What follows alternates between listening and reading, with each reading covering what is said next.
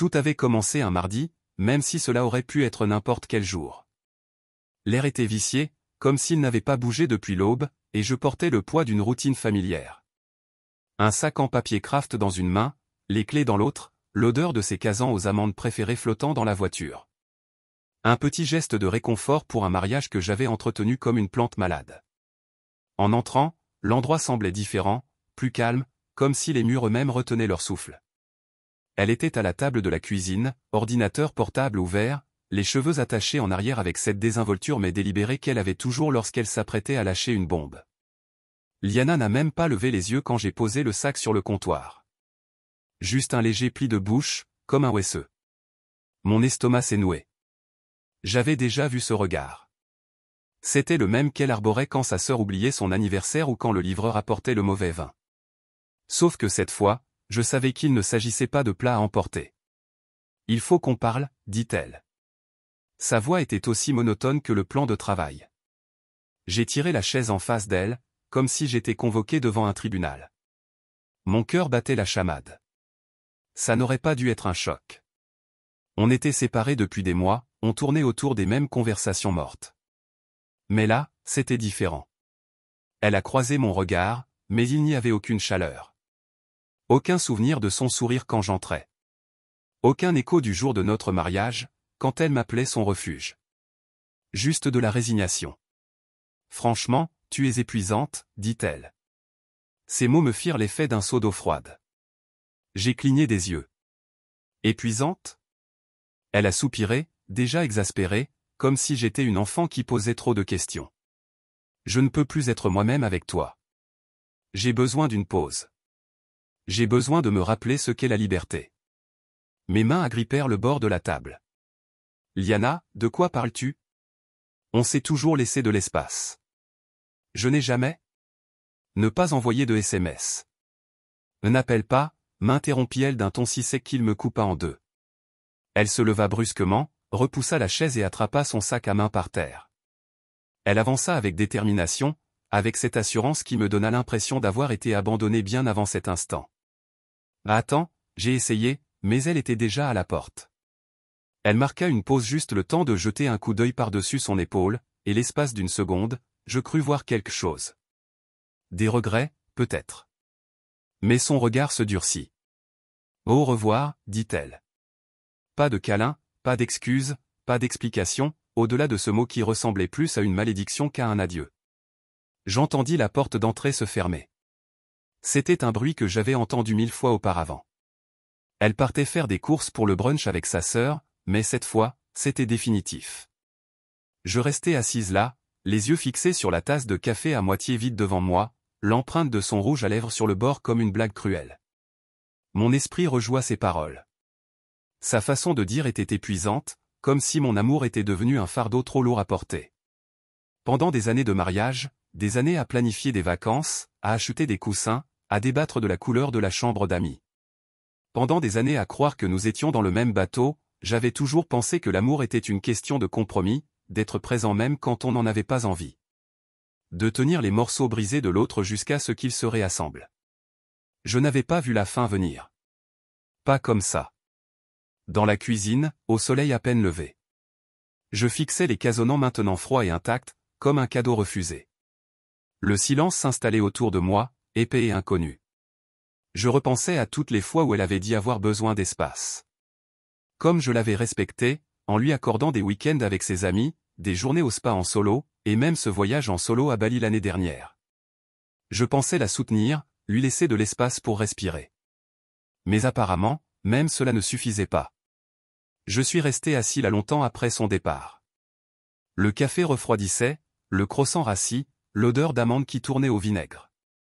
Je n'ai pas pleuré. Je n'ai pas crié. Je me sentais juste vide, comme si elle avait emporté quelque chose avec elle que je ne savais pas comment récupérer. Elle s'appelle Liana, et je n'ai jamais revu cette femme.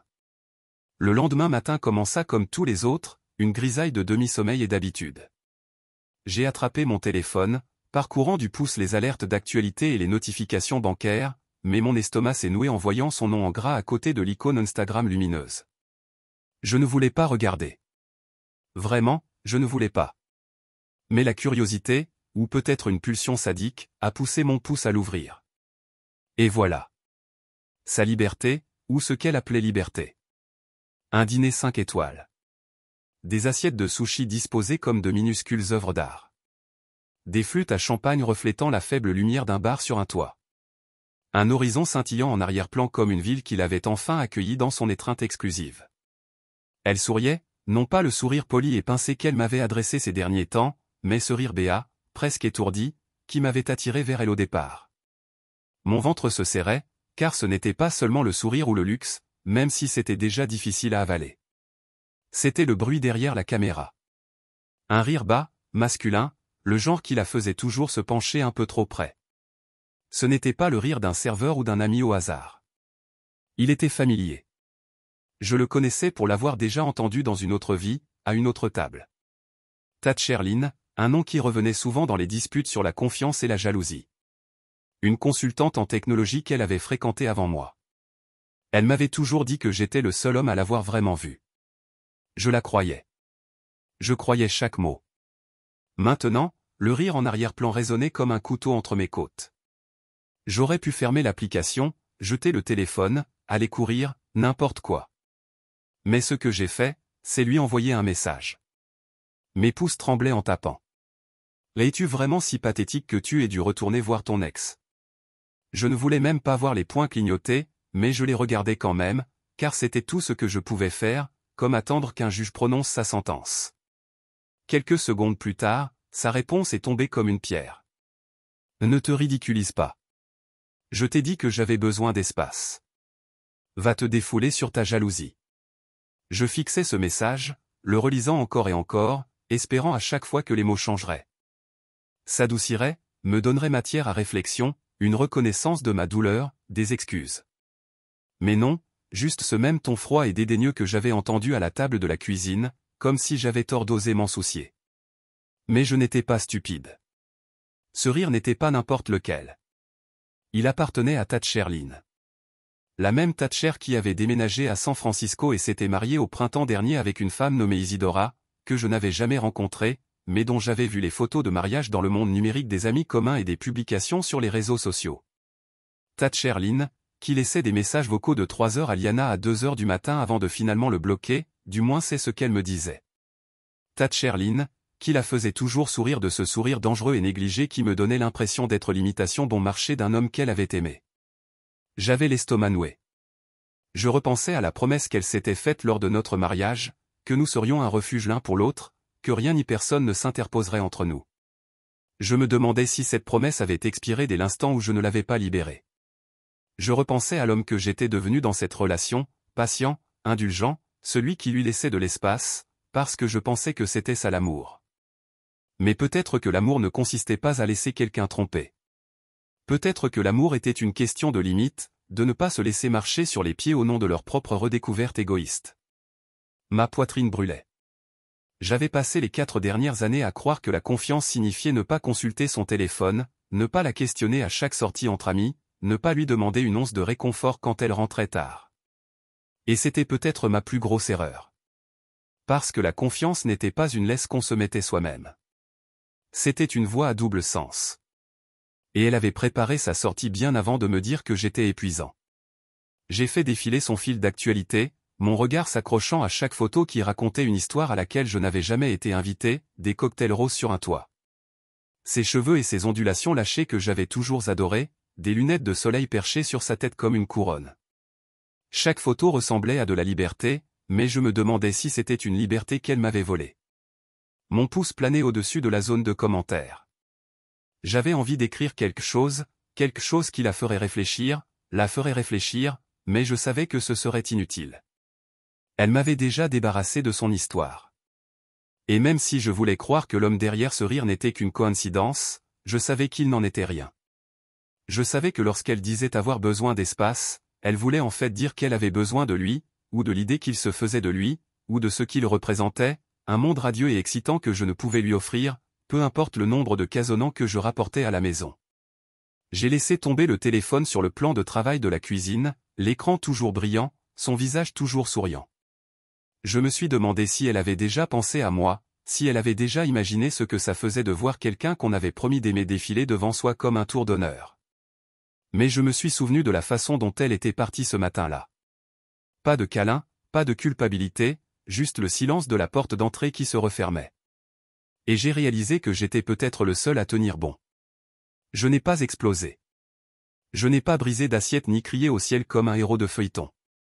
Je restais planté là, à contempler les photos sur son fil d'actualité, celles qui peignaient sa vie, avec leurs filtres roses et leurs légendes sur l'amour-propre et la recherche de ma vérité. Tout cela n'était qu'un mensonge soigneusement répété. Je parcourais chaque image avec ce détachement qu'on éprouve en lisant le récit des vacances d'un inconnu. Sauf que c'était ma femme, la femme que je croyais connaître. Ses bracelets, 3 fins joncs en or. Ils captaient la lumière sur chaque photo. Une signature subtile de sa présence. Elle les portait toujours superposés. Un cadeau de ma part pour notre premier anniversaire. Chaque fois que je voyais ces bracelets, je me souvenais du soir où je les lui avais offerts. La façon dont ses yeux s'étaient ouverts, la façon dont elle avait jeté ses bras autour de mon cou en murmurant qu'elle ne les quitterait jamais. Et pourtant, ils étaient là, scintillant sur chaque selfie, se moquant de moi avec le mensonge qu'elle ne les avait jamais quittés. Juste moi. Même sa voix dans les selfies miroirs était différente. Plus aiguë, plus légère, comme si elle se produisait devant un public que je ne reconnaissais pas. J'entendais presque sa façon de parler au téléphone. Menton penché, lèvres boudeuses, ces mots répétés pour paraître spontanés. Salut mes amours, juste un petit mot. Reconnaissante, libre. Son flacon de parfum, Chanel numéro 5, bien sûr, était à moitié vide sur la table de nuit. Je le lui avais offert aussi. La première année où nous avons emménagé dans notre appartement. C'était une folie à l'époque, mais je voulais lui offrir quelque chose d'intemporel, quelque chose qui dirait « je crois en nous ». Maintenant, ça sentait juste le dernier adieu. Ce n'était pas juste une pause. C'était une évasion soigneusement orchestrée. Et elle avait tout planifié avec la même précision qu'elle mettait à organiser nos vacances et nos dîners. Ce même souci du détail qui la rendait jalouse de nos amis. Elle ne voulait pas de rupture avec moi. Elle voulait rompre avec le rôle que je lui avais donné, celui d'épouse. Et maintenant, elle l'affichait, se nourrissant de likes et de commentaires tout en prétendant que j'étais celle qui manquait d'assurance et qui voulait tout contrôler. J'ai appelé mon beau-frère Marcelo. Il était le seul de sa famille à l'avoir interpellé. Le seul à m'avoir prise à part à notre mariage et à m'avoir murmuré, c'est une vraie championne des ouragans. Accroche-toi bien. Je lui ai tout raconté. Le rire de Thatcher, les photos, les légendes qui semblaient une lettre d'adieu. Marcelo a poussé un long soupir. Mais tu as été trop gentil pendant trop longtemps. Il a dit, sa voix portant cette lassitude qu'on ressent à regarder le même film en boucle. Elle a toujours été comme ça quand les choses deviennent trop réelles, trop gentilles. J'ai répété, j'essayais juste de lui faire confiance. Exactement. Il a dit, tu lui as trop fait confiance. Certains prennent la confiance pour une carte de sortie de prison. Elle en est une. J'ai raccroché et j'ai fixé le mur un long moment. Des années de mariage, des années de blagues entre amis, de marathons de films tard le soir, et de lui tenir la main quand elle avait peur des orages. Pendant des années, j'ai cru avoir construit quelque chose de vrai, quelque chose qui valait la peine d'être sauvé. Et elle avait répété sa sortie comme une actrice apprenant son texte. Chaque sourire, chaque baiser, une performance.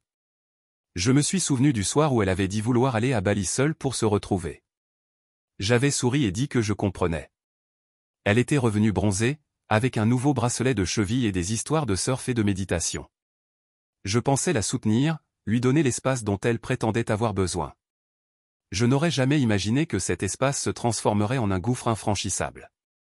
Ce soir-là, j'ai refait défiler nos photos de mariage, celles qu'elle avait cessé de partager un an plus tôt.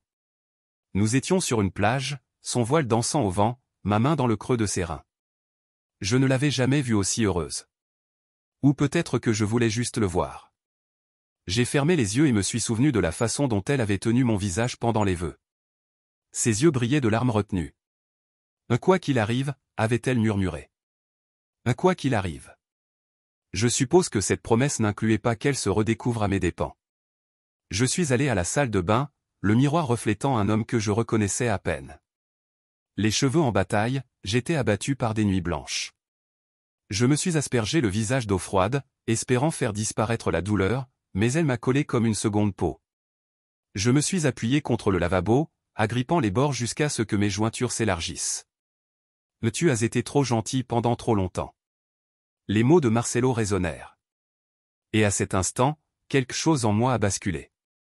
J'avais attendu trop longtemps son retour, espérant que chaque message ou message était un signe de regret. Mais les regrets ne venaient pas, et j'ai réalisé que je n'en avais pas besoin. J'ai ouvert le tiroir de la commode où elle avait laissé une pile de vêtements à moitié pliés, un pull, un jean, une brulette en dentelle qu'elle avait portée au lit la veille. Je les ai pliés soigneusement et les ai placés dans une boîte. Je ne les jetterai pas, ni ne les brûlerai comme un X amer. Non, j'avais appris que la vengeance ne valait pas la peine de dépenser autant d'énergie, mais je ne les laisserai plus non plus prendre de place dans ma vie. J'ai emballé ses élastiques à cheveux, son shampoing fantaisie, le livre qu'elle n'avait jamais terminé. J'ai glissé la boîte dans le placard de l'entrée et j'ai fermé la porte. J'avais l'impression de tourner la page. Et c'était peut-être le premier pas vers la réappropriation de ma propre histoire. Je me suis assis à la table de la cuisine, celle-là même où elle m'avait dit que j'étais épuisant, et j'ai pris une grande inspiration. J'ai ouvert mon téléphone et je l'ai bloqué sur Instagram. Ce n'était pas un coup de force. C'était une question de survie.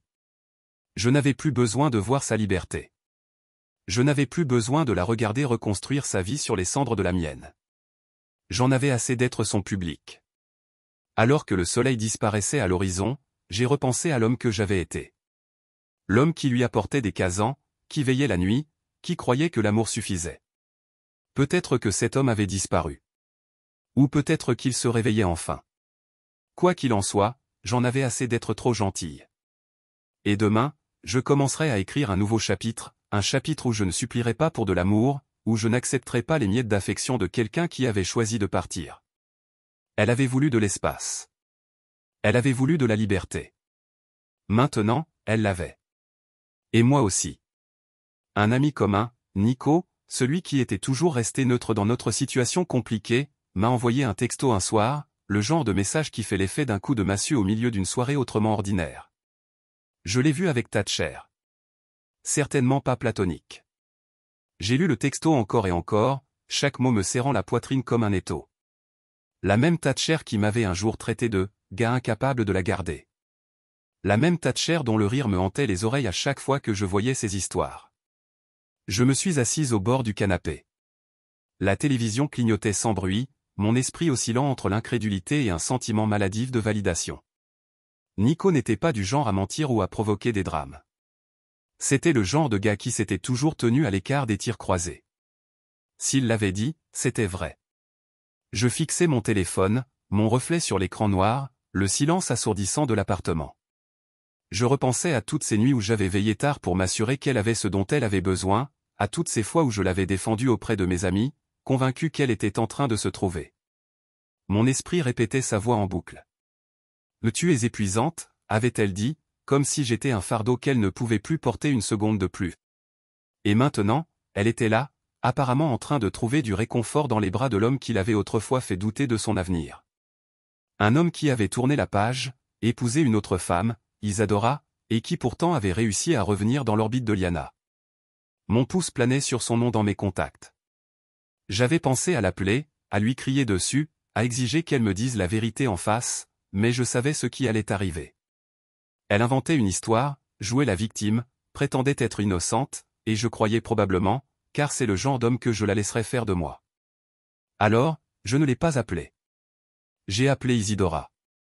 Je n'en avais pas l'intention, mais la trahison mérite d'être révélée au grand jour. Je l'ai trouvée sur Instagram. Son profil était public, du moins pour l'instant.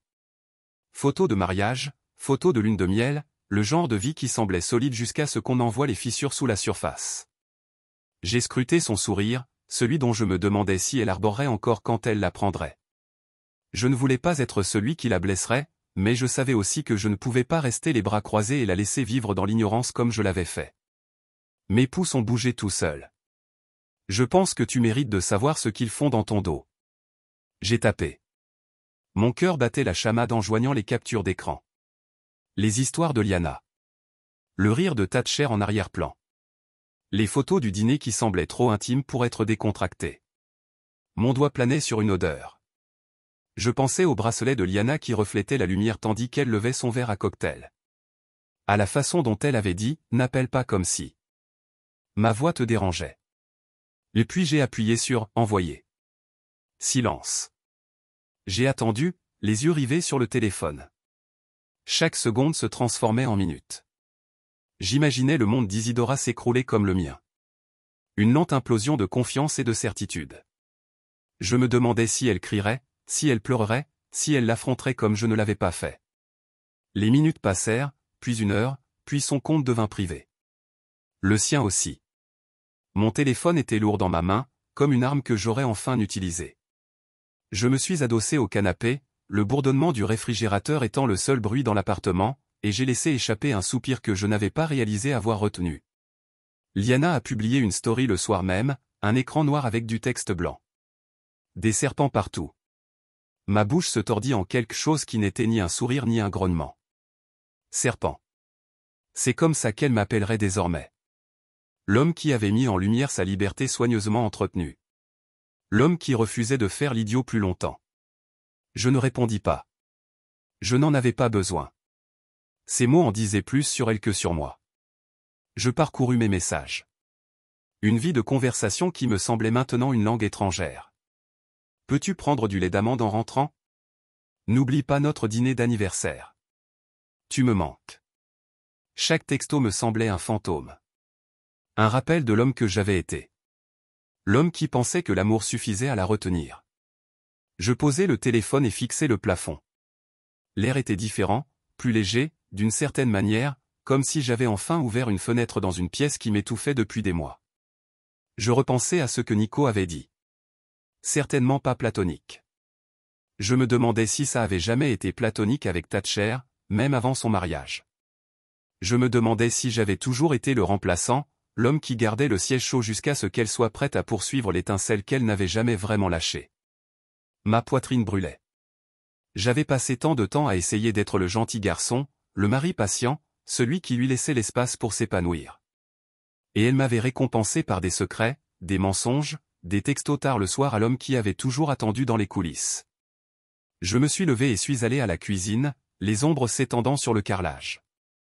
J'ai ouvert le réfrigérateur, j'ai contemplé les rangées ordonnées de restes qu'elle avait toujours étiquetés avec des postes TS pour le déjeuner. N'oublie pas de manger. Je t'aime. Je les ai arrachés un par un, les ai froissés en boules et les ai jetés à la poubelle. Son écriture ressemblait à celle d'un inconnu. L'amour pour toi me semblait désormais une insulte. Je me suis appuyé contre le comptoir, le granit froid pressant mes paumes. Je repensais aux nuits passées à arpenter le salon, à attendre son retour de son moment à moi, aux heures passées à fixer mon téléphone, à me demander si elle allait m'envoyer un message, si elle allait m'appeler, si elle se souviendrait que je l'attendais. Et maintenant, j'étais là, tenant les morceaux d'un mariage qu'elle avait déjà décidé d'abandonner. L'horloge murale cadrait au rythme de mon cœur. Chaque seconde marquait le début d'une nouvelle vie. Une vie où je ne serais pas l'homme qui attendait qu'elle m'aime en retour. Je pensais à Isidora, au message que je lui avais envoyé. J'espérais qu'elle trouverait sa propre liberté, sa propre force pour s'éloigner de l'homme qui l'avait trahi. Car s'il y avait une chose que j'avais apprise, c'était que parfois, le seul moyen de guérir était de couper complètement l'infection. Je m'essuyais les yeux, surprise de les trouver humides. Non pas de tristesse, mais de soulagement. La vérité me faisait mal, mais c'était mieux que les mensonges dans lesquels je vivais. J'ai pris mon téléphone une dernière fois, j'ai fait défiler les contacts de Liana et j'ai appuyé sur « Bloquer ». Son nom a disparu de mon écran comme un fantôme enfin enterré. Je me suis retrouvé dans le silence de mon appartement, l'espace qu'elle avait autrefois appelé son foyer. Et pour la première fois depuis des mois, j'ai eu l'impression de pouvoir respirer. Je n'étais pas l'homme qu'elle avait qualifié d'épuisant. Je n'étais pas l'homme qui avait été trop gentil pendant trop longtemps. J'étais l'homme qui s'était enfin choisi.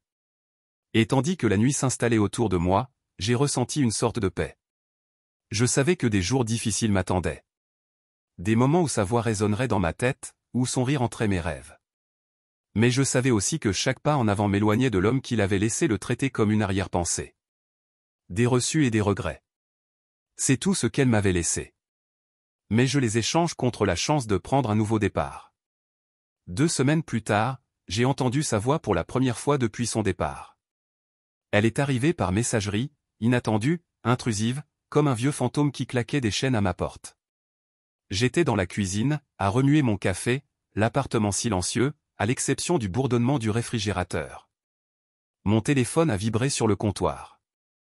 J'ai fixé la notification, le nom de Liana brillant dans la faible lumière, et j'ai hésité. Je ne voulais pas entendre sa voix, je ne voulais pas savoir quel nouveau spectacle elle avait répété. Mais j'ai quand même appuyé sur lecture. Et, a-t-elle commencé d'une voix douce, hésitante, comme si elle avait peur de m'effrayer. J'ai failli rire de l'ironie. Je sais que tu me détestes probablement, et tu en as parfaitement le droit. J'ai juste besoin de 5 minutes, s'il te plaît. Je veux juste parler. Je restais là, le téléphone serré dans ma main, la cuillère à café dégoulinant sur le comptoir. C'est tout ce qu'elle voulait. Comme si elle commandait une tasse de thé au café. 5 minutes pour expliquer 4 ans de mensonges, des années passées à construire une vie, pour ensuite les jeter comme un reçu. Je n'ai pas supprimé le message. Je n'ai pas répondu. Je l'ai laissé là, une cicatrice numérique, un rappel que même maintenant, elle ne pouvait pas me laisser guérir en paix. Un autre message vocal est arrivé plus tard dans la soirée, plus désespéré que le premier. S'il te plaît, décroche. J'ai fait une erreur. Je ne savais pas comment gérer ça. J'étais perdu et tu me manques. Nous me manquons. Sa voix s'est brisée sur le dernier mot, et pendant une seconde, une lueur de la femme que j'avais épousée a brillé. Mais je savais qu'il ne fallait pas courir après les fantômes. Je savais qu'il ne fallait pas ouvrir la porte à un feu qui m'avait déjà brûlé jusqu'à l'os. Puis sont arrivés les textos, des dizaines, chacun une version différente de son histoire. La minute d'après, j'étais le monstre qu'il avait chassé. La minute d'après, j'étais l'homme sans qui elle ne pouvait vivre. De longs paragraphes décousus remplis d'excuses qui ressemblaient à des excuses. Des excuses qui rejetaient la faute sur moi d'une manière qu'elle seule pouvait gérer. J'avais juste besoin de me sentir revivre, écrivit-elle. Mais tu m'as fait me sentir en cage. Encore une. Je sais que je t'ai blessé, mais tu as toujours tout rendu si lourd. Je fixais les mots, les petites bulles bleues qui surgissaient comme des confettis indésirables, et je ne ressentais rien d'autre que la douleur sourde d'une blessure que j'avais déjà acceptée. J'aurais voulu lui crier dessus, lui dire comment elle m'avait brisé, mais les mots me semblaient inutiles. Elle ne comprendrait jamais. Je n'ai jamais répondu, pas une seule fois. Non pas parce que je n'avais pas de mots, mais parce qu'elle ne les méritait pas. Elle avait fait son choix au moment où elle m'avait traité d'épuisant. Au moment où elle avait ri avec Thatcher dans ce bar sur le toit comme si je n'avais jamais existé. J'ai refusé de la laisser entrer, refusé de la laisser réécrire l'histoire. Mon silence était la seule force qui me restait, et je m'y accrochais comme à une bouée de sauvetage. Les nuits étaient les plus dures. J'étais allongé dans mon lit, les yeux rivés au plafond, sa voix résonnant dans ma tête comme un disque rayé. Le « tu me manques » et le « on peut parler » résonnaient en boucle, le ton passant du désespoir à l'accusation, épuisant. Je me demandais si elle aussi était éveillée, les yeux rivés sur son téléphone, attendant une réponse qui ne viendrait jamais. Une partie de moi espérait que oui. Une autre partie s'en fichait, car dans ces heures de silence, j'apprenais à la laisser partir. Le plus dur n'était pas la solitude ni l'espace vide de l'autre côté du lit. C'était de réaliser que je lui avais tant donné de moi-même qu'il ne me restait plus grand-chose. Chaque fois que je pensais à ses messages vocaux, à ses excuses haletantes, à sa voix tremblante. Je me souvenais de la façon dont elle était partie ce matin-là sans un câlin, sans un regard, comme si me laisser tomber était la chose la plus facile au monde. Je pensais au noir. L'écran qu'elle avait posté, des serpents partout, comme si je l'avais trahi en disant la vérité. J'ai repensé au rire de Thatcher, celui-là même qui me hantait depuis des semaines. J'ai réécouté son dernier message, celui qui semblait le plus sincère, celui où elle disait « j'ai fait une erreur ». Sa voix s'est brisée à la fin. Je me suis demandé si elle pleurait, si elle avait enfin réalisé ce qu'elle avait gâché. Mais je me suis alors souvenu de toutes les fois où elle avait pleuré, de toutes les fois où je m'étais précipité pour la réconforter, pour réparer ce que je n'avais même pas brisé. Et j'ai réalisé que ces larmes avaient toujours été pour elle, jamais pour nous. Elle pleurait parce qu'elle ne pouvait pas gérer les conséquences de ses actes. Elle pleurait parce que cela me faisait rester. Alors, j'ai éteint mon téléphone. Je n'ai pas bloqué son numéro. Je voulais qu'elle sache que la ligne était ouverte, mais que j'avais choisi le silence.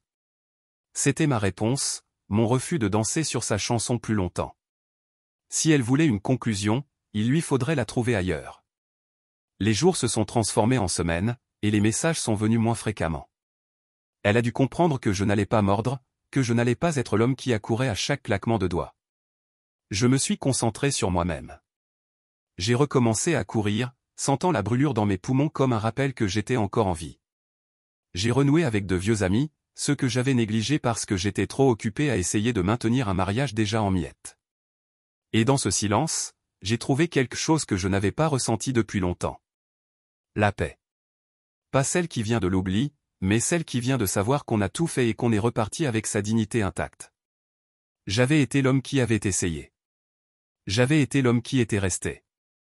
Maintenant, j'étais l'homme qui s'était choisi. Elle pouvait avoir sa liberté, ses bars sur les toits, ses dîners secrets avec Thatcher. Elle pouvait avoir sa culpabilité, ses excuses et ses regrets. Je n'en avais pas besoin. J'avais ma propre vie à reconstruire. Un texto à la fois, une course à la fois. Le temps, un lever de soleil à la fois. Je ne savais pas si je lui pardonnerais un jour. Je ne savais même pas si je le voulais, mais je savais une chose, je ne laisserai plus jamais sa voix me définir. Et tandis que j'étais assis là, dans le silence de mon appartement, la ville bourdonnant au dehors comme un battement de cœur, j'ai réalisé que parfois le silence est la réponse la plus forte. On a frappé à la porte au crépuscule, un rythme poli et familier qui m'a serré la poitrine.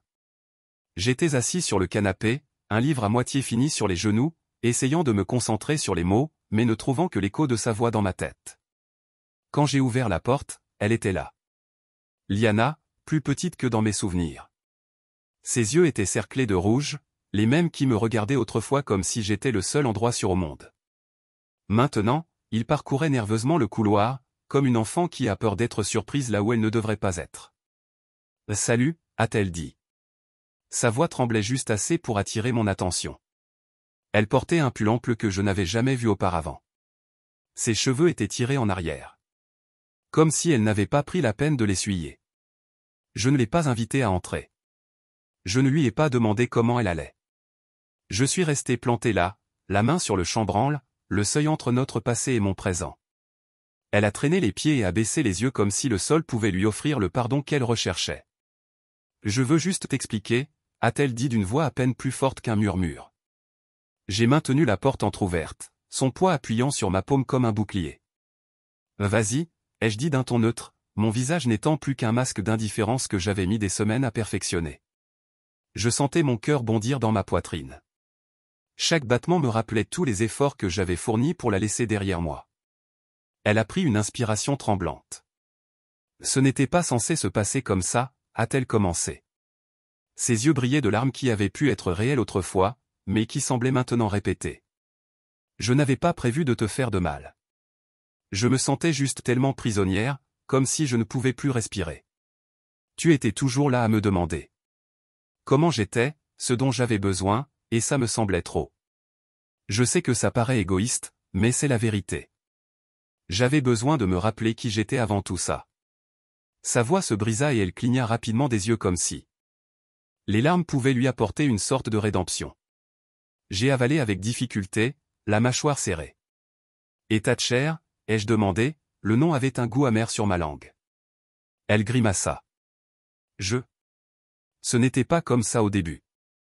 C'était juste un ami, quelqu'un qui comprenait ce que je traversais. Mais ensuite, je ne sais pas.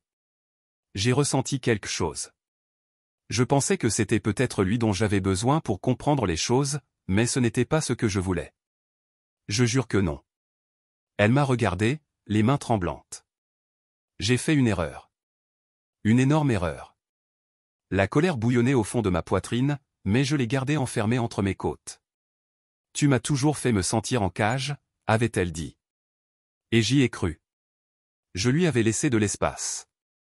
Je l'avais laissé voler, pensant que c'était ça, l'amour. Je ne le savais pas. Son esprit, la liberté sont venus avec un public et un plan de sauvegarde. Vous aviez toujours la clé. J'ai répondu, ma voix calme, les mots délibérés. Je ne t'ai jamais gardé ici. Vous êtes resté parce que vous le vouliez et vous avez laissé la même manière. Je pouvais voir la confusion sur son visage, la façon dont elle avait du mal à comprendre comment je pourrais être si composé. Mais elle ne connaissait pas les nuits que j'avais passées en silence, les jours que j'avais passés à me retrouver. Je pensais que je pourrais revenir et tout expliquer, murmura-t-elle. Je pensais peut-être que nous pouvions parler et le réparer. J'ai laissé échapper une respiration lente. Le genre qui avait l'impression que c'était attendu des années pour être libéré. Je vous expliquerai tout. Vous aviez besoin de quelqu'un pour vous dire que vous aviez encore besoin. Signifie qu'il devient si désordonné. J'ai rencontré son regard, stable et inébranlable, mais vous l'avez fait. Je laisse le silence s'étendre entre nous. Elle se déplaça inconfortablement, ses yeux se précipitant vers le sol, le couloir, ailleurs que mon visage.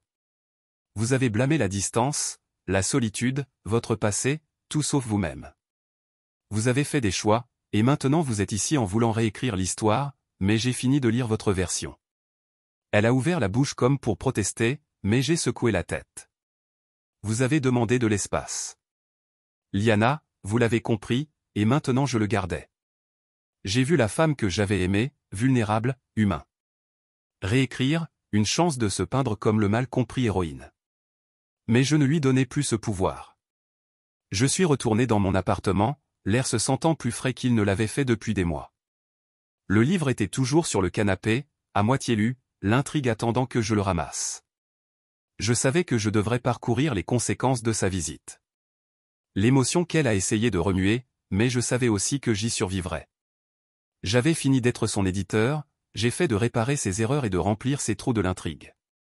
Alors que le soleil plongeait sous l'horizon, la pièce brillait avec la dernière lumière du jour, et j'ai réalisé que la seule histoire que j'avais laissée à écrire était la mienne. Plus de réécriture, plus de révision, juste moi debout dans le silence qu'elle avait laissé derrière, et de trouver la force de le remplir de quelque chose de mieux. Cela faisait 3 jours que Liana s'est présentée à ma porte avec des mains tremblantes et des larmes répétées, mais l'ombre qu'elle avait laissée s'attardait dans tous les coins tranquilles de mon appartement. Je me suis retrouvé à vérifier mon téléphone de moins en moins, le silence plus réconfortant que ses excuses désespérées. J'avais recommencé à courir, laissant l'air brûler dans mes poumons et le rythme de mes pas noyer sa voix. C'est sur l'une de ces courses que mon téléphone a bourdonné d'un nom que je ne m'attendais pas à revoir, c'est Adidora. J'ai ralenti mon rythme, respiré lourd et a ouvert l'écran. Son message était court mais lourd de finalité. Merci. Tout cela a du sens maintenant.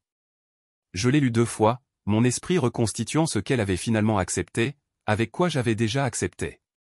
Son mari, Thatcher, avait également choisi sa propre liberté. Laissant derrière une traînée de confiance brisée. Je me demandais à quoi ressemblait sa vie maintenant. Si elle l'a confronté, si elle avait trouvé la force de partir. J'ai répondu, je suis désolé que vous ayez dû le découvrir de cette façon, parce que je l'étais. Elle n'avait pas demandé cela plus que moi.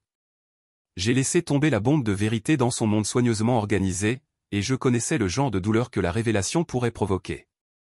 Mais je savais aussi que parfois la seule façon de survivre était de s'arrêter, faire semblant de laisser l'épave s'installer afin que vous puissiez voir ce qui restait à construire. Le même après-midi, j'ai vu l'histoire de Liana. Une autre citation critique en texte blanc sur fond noir. Faites attention à qui vous avez confiance. Tout le monde ne mérite pas votre fidélité. J'ai laissé échapper un rire bas, le genre qui portait plus de soulagement que de l'amertume. Elle jouait toujours le même jeu, se peignant que la victime, jetant des ombres sur tout le monde pour éviter de faire face à sa propre réflexion. Je l'imaginais de faire défiler les réponses, de pêcher la sympathie, et je ne ressentais rien. Elle essayait de récupérer le récit pour réécrire l'histoire afin qu'elle soit sortie en tête, mais j'avais fini d'être un personnage de soutien dans son drame. La femme de Thatcher, Isidora, ne s'était pas arrêtée là. Plus tard dans la soirée, un nouveau message est apparu. Il a toujours été doué pour mentir, mais maintenant je vois tout. J'ai demandé le divorce aujourd'hui. J'ai lu les mots. Un sentiment de justice tranquille s'installant dans ma poitrine. Elle était plus forte que ce à quoi je m'attendais, plus forte que moi à certains égards. Je n'avais pas déposé pour n'importe quoi. Mon mariage s'était simplement terminé lorsque la porte s'est fermée derrière elle. Mais Isidora avait choisi de mettre fin au chapitre à ses propres conditions. J'ai respecté ça. Je voulais répondre à quelque chose d'encouragement, mais les mots semblaient creux. J'ai donc simplement écrit « Vous méritez mieux ». Et je le pensais pour nous deux. Parce que la vérité était que nous avions tous les deux été des dommages collatéraux dans leurs besoins d'attention, leurs besoins de validation. Mais plus. Je me suis assis dans mon salon en regardant les livres que j'avais négligés, les photos que je pensais que je l'inclurais toujours. Je me demandais combien de ces souvenirs étaient réels. Combien étaient des performances qu'elle a perfectionnées au fil du temps. J'ai fait défiler nos photos de mariage, celles où elle s'était penchée sur moi, les yeux brillants avec des promesses qu'elle n'avait jamais prévu de garder. Et pour la première fois, je n'ai pas ressenti la douleur familière. J'ai ressenti la distance. J'ai ressenti un soulagement. Vincent, l'un de nos amis communs, a appelé cette nuit-là, sa voix basse et incertaine. Mec, je ne sais même pas quoi dire. Il a commencé l'hésitation dans son ton familier. Les gens parlent, vous savez. Elle dit que vous êtes devenu nucléaire sur elle, que vous avez tout ruiné. J'ai laissé échapper une respiration que je ne savais pas que je tenais. Ouais, c'est juste. J'ai gardé ma voix calme même. Elle a sa version de l'histoire. Laissez-la le dire. Je ne joue plus au jeu. Vincent a sacré. Tout le monde la voit maintenant. Ils sont tout simplement trop gênés pour admettre qu'ils la croyaient. Les gens commencent à comprendre qui elle est vraiment. Je me penchai sur le canapé, le poids des mois se levant de mes épaules. Laissez-les, dis-je. Je n'ai pas besoin de validation. J'ai juste besoin de paix. Et c'était vrai.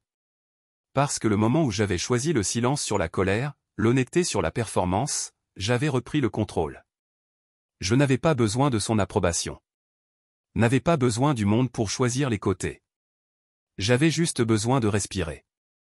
Plus tard, alors que la ville à l'extérieur de ma fenêtre s'éteignait dans la nuit, j'ai à nouveau réfléchi au message d'Isidore. Merci. Je me demandais ce qu'elle ferait ensuite, comment elle reconstruire. Je l'imaginais emballer ses affaires, signant des papiers, peut-être pleurer dans un oreiller avant de retrouver la force de faire face au monde à nouveau. Et j'espérais, vraiment, elle trouverait quelque chose de mieux de l'autre côté. Quant à moi, je ne savais pas quelle était ma prochaine étape. L'appartement était encore la moitié de la sienne dans les souvenirs qu'il tenait, dans la façon dont son parfum s'attardait dans le placard, sur les photos que je n'avais pas encore supprimées. Mais chaque jour, ces choses ressemblaient moins à la sienne et plus comme des reliques d'une vie que j'avais déjà enterrée. J'avais commencé à trouver mon propre rythme, mes propres dîners à la petite table, mes propres listes de lecture, ma propre façon de respirer sans elle. J'ai pensé à ces bracelets, ceux que j'avais achetés autrefois pour lui rappeler mon amour. Maintenant, juste des babioles dans une boîte que j'avais poussée à l'arrière d'un placard. Elle avait toujours dit qu'il l'avait fait sentir. Mais peut-être que c'est tout ce qu'elle avait toujours voulu, les yeux sur elle, peu importe le coup. Je n'étais plus cet homme. Moi ne serais pas son public. Je me tenais à la fenêtre, la ville s'étendant sous moi dans un patchwork de lumière et d'ombre.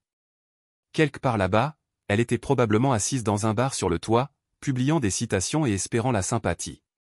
Mais je ne le lui donnerais pas. J'avais fini de lui donner quoi que ce soit. Elle avait perdu sa place dans mon histoire. Et peut-être, juste peut-être, c'était la seule fin qui ait jamais eu d'importance. La ville se sentait différente maintenant. Le bruit à l'extérieur de ma fenêtre, la ruée de la circulation, l'écho de rire du bar de l'autre côté de la rue ressemblait au chaos. Maintenant, c'était l'impression que la vie se passait, passant devant moi, et j'étais enfin prêt à rattraper mon retard. Mais il y avait encore des ombres, le genre qui s'accrochait à ma poitrine quand les nuits se taisent trop, et le poids de tout ce qu'elle avait fait presser comme une main que je ne pouvais pas secouer. J'ai bloqué son numéro, mais de temps en temps, je me surprenais à vérifier mon téléphone par habitude, à moitié en attendant d'autres excuses désespérées, à moitié espérant le silence. Ses amis, ceux qui avaient ri de son toit les dîners et aimaient ses histoires cryptiques, ont également commencé à montrer leur vraie couleur. Ils se sont tournés vers moi, chuchotant à travers des amis communs, leurs mots livrés comme des flèches à pointe. Il est tellement vindicatif, disait-il. Il ne pouvait pas laisser partir. Il a ruiné sa vie. Je n'ai pas répondu. Je n'ai pas posté. Je ne suis pas allé sur des discours Instagram ou à des déclarations soigneusement formulées sur la trahison et le chagrin. J'ai juste continué à transmettre des captures d'écran et des reçus à la femme d'Isadora Thatcher et je suis resté silencieux parce que j'avais appris que la meilleure réponse n'est parfois pas du tout. La partie la plus difficile n'était pas la trahison elle-même. C'était la réécriture de l'histoire. La façon dont elle s'est peinte en tant que victime. La façon dont ses amis ont acheté son histoire avec le genre de loyauté qui vient de boire le même poison ensemble. Elle était bonne dans ce domaine. Tourner chaque vérité jusqu'à ce qu'il soit méconnaissable, jusqu'à ce que je sois celui qui a le problème. Celui qui ne pouvait pas gérer une femme forte trouvant sa liberté. La même femme qui a envoyé un texto moi à 14 h du matin en me demandant pardon. La même femme qui m'avait appelé épuisant quand elle avait déjà planifié son évasion. Vincent, l'un de nos amis communs, m'a éloigné du café. Un après-midi. Il a toujours été l'observateur silencieux, le gars qui n'a jamais choisi de parti à moins que les preuves ne soient indéniables. Il a remué lentement son café, les yeux abattus avant de dire finalement, tout le monde la voit maintenant. Ils sont tout simplement trop gênés pour admettre qu'ils la croyaient. J'ai regardé la table, les grains de bois se sont tachés par des boucles de café. Je n'ai pas besoin de validation, dis-je, ma voix basse mais stable. J'ai juste besoin de savoir que je ne suis pas fou. Les yeux de Vincent ont rencontré le mien, et pour la première fois depuis des mois, j'ai vu quelqu'un qui m'a cru. Vous n'êtes pas fou, a-t-il dit. Vous avez juste fini avec ces conneries que nous avons toujours entendues. Pour être le méchant pour qu'elle puisse être celle à laquelle tout le monde a couru. J'ai hoché la tête, un sourire lent rampant sur mon visage. Pas un sourire heureux, mais le genre qui vient de me sentir enfin. Ouais, j'ai dit qu'elle avait toujours besoin d'un méchant dans son histoire, et je suppose que c'est moi maintenant. Commentaire. Tue pas, fille. Vivez votre meilleure vie. Vous méritez le bonheur, s'accumulant comme des confettis autour de sa façade soigneusement construite. J'ai pensé à quel point il était facile pour elle de tout réécrire, nos combats, nos silences, nos dimanches matins. Dans sa version, j'étais le directeur de sa cage, la raison pour laquelle elle ne pouvait pas respirer. Dans sa version, je l'ai trahi. Mais la vérité était que je lui ai donné toutes les chances de se nettoyer, chaque occasion de se battre pour nous. Et elle avait choisi Thatcher. Elle avait choisi l'attention. J'ai fermé l'application et laissé l'obscurité s'installer autour de moi. Dans ce silence, j'ai trouvé un étrange réconfort. Je n'avais pas besoin de me défendre à des étrangers sur Internet.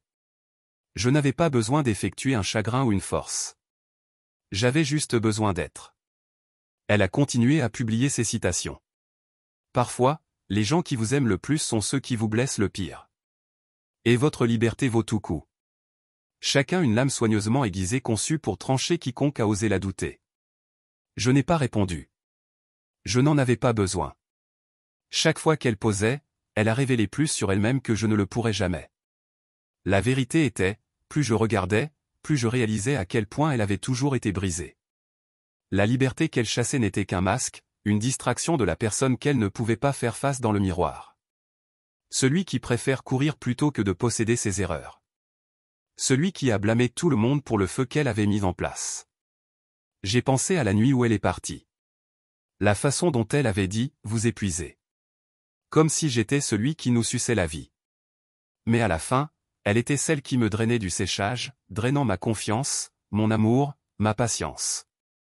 Et je la laisserai parce que je pensais que c'était ce que l'amour était censé être. Mais l'amour ne voulait pas vous sacrifier pour quelqu'un qui avait déjà choisi de partir. L'amour consistait à savoir quand s'éloigner, même quand chaque partie de vous voulait rester. Alors je suis resté silencieux. Je laisse ses amis m'appeler vindicatif. Je les laisse croire quelle que soit la version de l'histoire qu'elle leur avait vendue. Parce que je connaissais la vérité, et Isidora et Vincent aussi et toutes les autres personnes qui l'avaient regardé brûler chaque pont qu'elle avait jamais construit. En fin de compte, les miroirs cassés n'étaient pas à moi à réparer. Elle pouvait les regarder pour le reste de sa vie, essayant de trouver la version d'elle-même qu'elle voulait que le monde voie. J'avais fini d'être son reflet. J'avais fini d'être son bouc émissaire. Et dans ce calme, dans cet espace où sa voix faisait écho, j'ai trouvé quelque chose que j'avais perdu il y a longtemps. Paix. Elle s'est de nouveau présentée à ma porte. Cette fois, elle pleurait, son visage pâle sous la lampe de rue.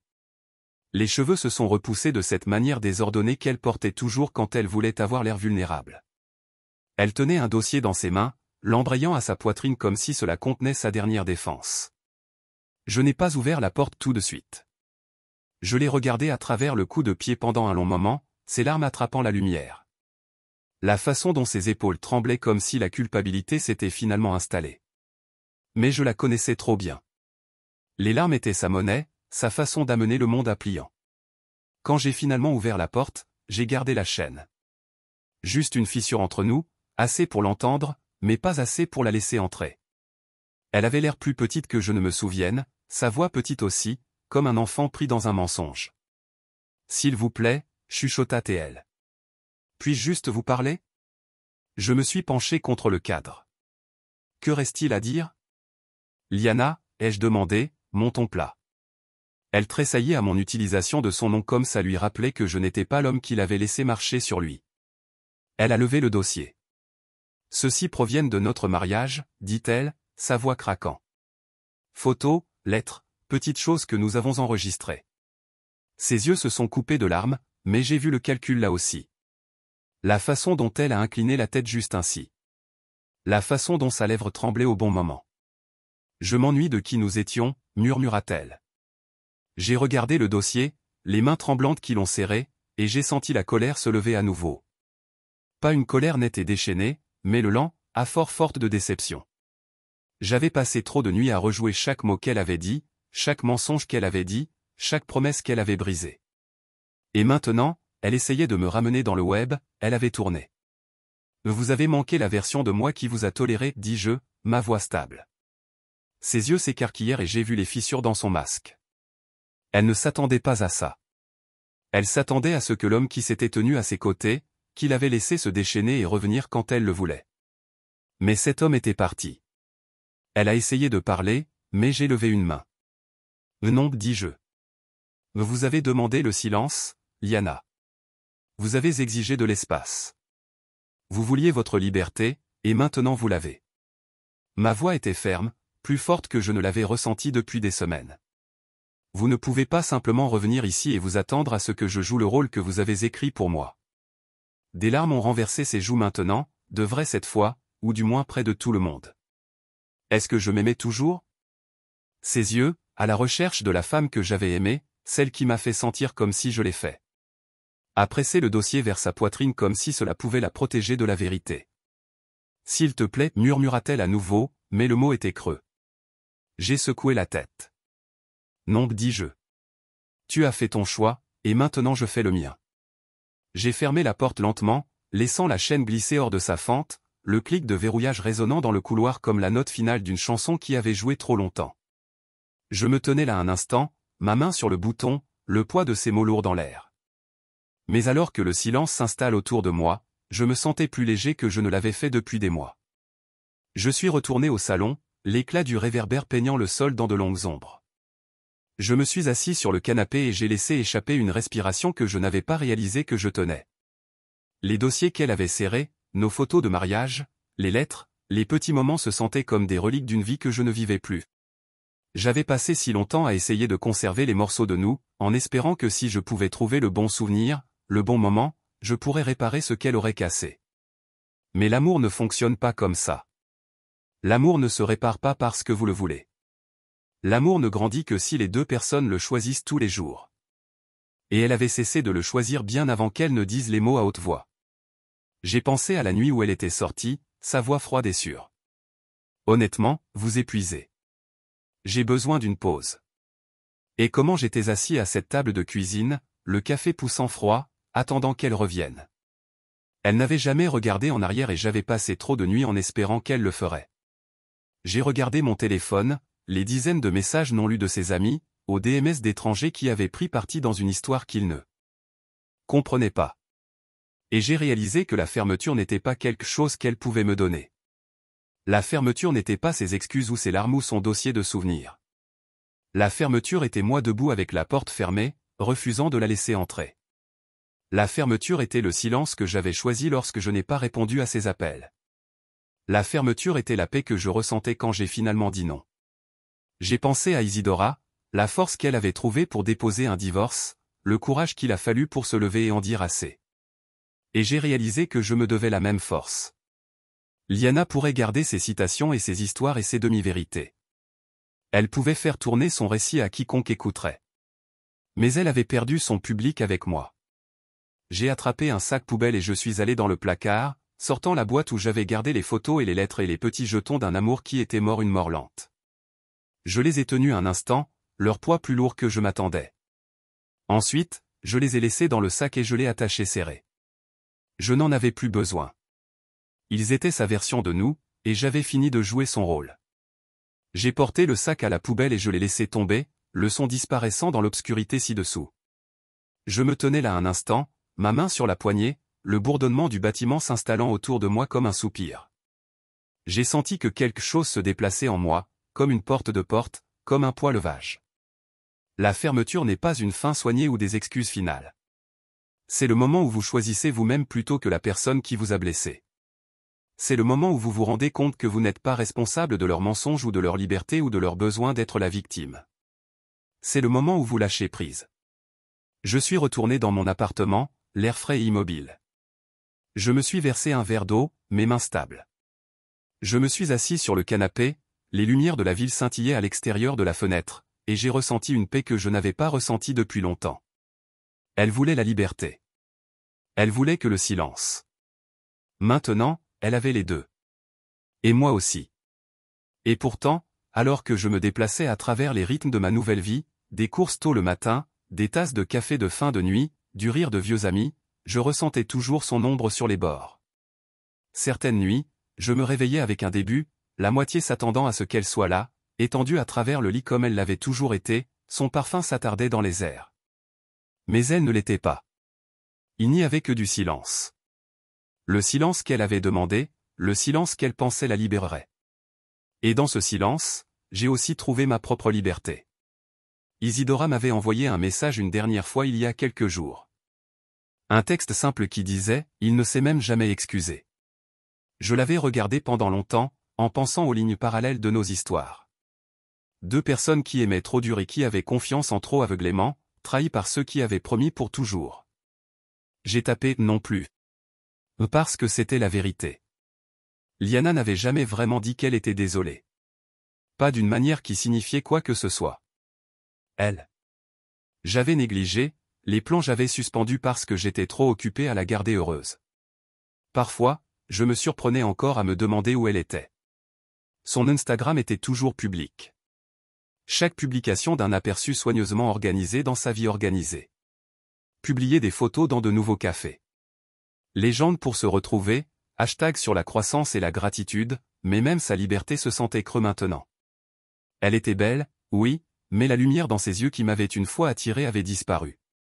Ou peut-être que ce n'était jamais là, et je venais de voir ce que je voulais voir. Quoi qu'il en soit, elle était libre maintenant, et moi aussi. Je me souvenais de la première fois qu'elle avait dit qu'elle avait besoin d'espace. Nous avions été dans la cuisine, la même cuisine où elle m'avait dit que je drainais. Elle l'avait dit tellement avec désinvolture, comme si elle demandait une journée au spa ou une soirée entre amis. J'ai juste besoin de me retrouver, a-t-elle dit. Ce n'est pas pour toi, c'est à propos de moi. J'avais hoché la tête, pensant que l'amour signifiait lui donner la pièce pour respirer. Mais la vérité était, elle avait toujours besoin d'espace, même quand elle était juste à côté de moi. Espace pour flirter avec Thatcher. Espace pour me blâmer pour son malheur. Espace pour réécrire l'histoire afin qu'elle puisse jouer l'héroïne. Et je lui ai donné. À chaque fois.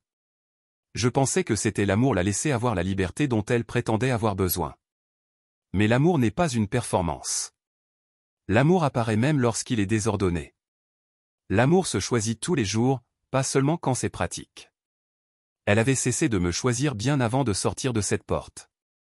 Ses amis, ces mêmes qui t'avaient publié, je vais fille et vivais ta vérité sous ses photos, étaient également devenus silencieux.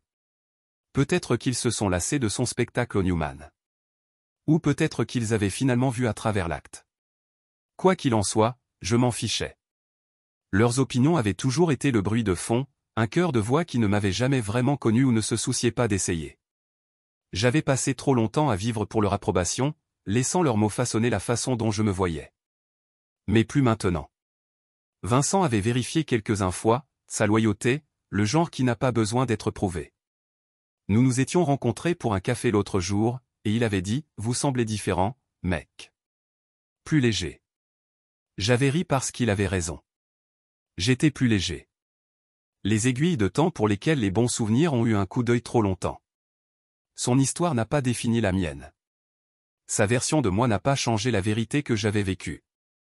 Je n'avais pas besoin de fermeture d'elle. Je n'avais pas besoin d'elle pour me dire qu'elle était désolée ou qu'elle m'a manqué ou qu'elle avait fait une erreur. Je n'avais pas besoin de ses larmes ou de son dossier de souvenirs ou de ses citations soigneusement choisies. Je n'en avais pas besoin parce que la fermeture n'était pas quelque chose qu'elle pouvait me donner. C'était quelque chose que j'avais trouvé par moi-même dans le calme de mon propre cœur. Dans le rire d'amis qui connaissaient le vrai moi. Le matin, je me suis réveillé seul et je ne me sentais pas vide. Elle voulait la liberté. Elle voulait que le silence. Et maintenant, elle avait les deux. Je me demandais si c'était tout ce qu'elle espérait. Je me demandais si, dans le calme de son propre appartement, elle a déjà pensé à l'homme qu'il aimait assez pour la laisser partir. Peut-être, peut-être pas. Cela n'avait plus d'importance. J'ai regardé autour de mon salon, le même endroit où elle avait une fois dansé pieds nus sur les planchers de bois franc, où nous avions mangé à emporter sur le canapé, où elle m'avait dit qu'elle avait besoin d'espace. C'était différent maintenant, plus chaud. Le mien, chaque centimètre à récupérer. J'ai peint les murs d'une couleur différente, changé les oreillers de lancer, réorganisé les meubles. De petites choses, mais elles comptaient.